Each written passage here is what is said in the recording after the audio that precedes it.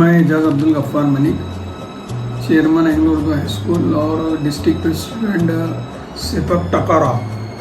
हमारे स्कूल के 3 बच्चों ने अंडर 19 में 2 बच्चे थे और अंडर 17 एक बच्चा था।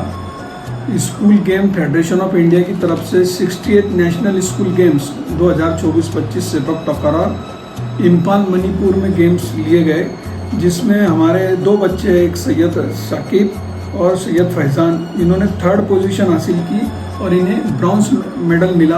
और ये 2 बच्चे अभी क्लास 2 ऑफिसर के लिए क्वालिफाई हो सकते हैं अगर इन्होंने सही मेहनत की तो गेम्स में बहुत बड़ा स्कोप है अगर आप सही तरीके से उसको खेलें। जिस तरीके से पहले कहा जाता था कि पढ़ेंगे लिखेंगे बनेंगे नवाब और खेलेंगे कूदेंगे बनेंगे ख़राब, पर वो कहावत अब उल्टी पड़ती नज़र आती है कि खेलेंगे कूदेंगे बनेंगे सुल्तान।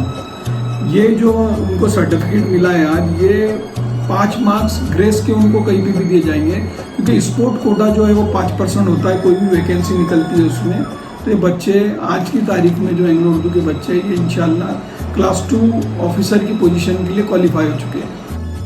इनके जो असातिज़ा इकराम जिन्होंने इनकी तरबियत की, आसिम मिर्ज़ा, वसीम मिर्ज़ा, इकबाल सर, प्रदीप कड़वेलकर और हमदार चंदोन्ना सोनो ने, और जो स्कूल के प्रिंसिपल है बाबू सर, फारूक सर और नईम सर, इनका मुजफ्फर सर, इनका सर और शाहबाज सर, इनका मैं सबका शुक्रिया अदा करता हूँ कि इन्होंने बच्चों को जो प्रैक्टिस की है उसमें बहुत बड़ा इनका रोल रहा।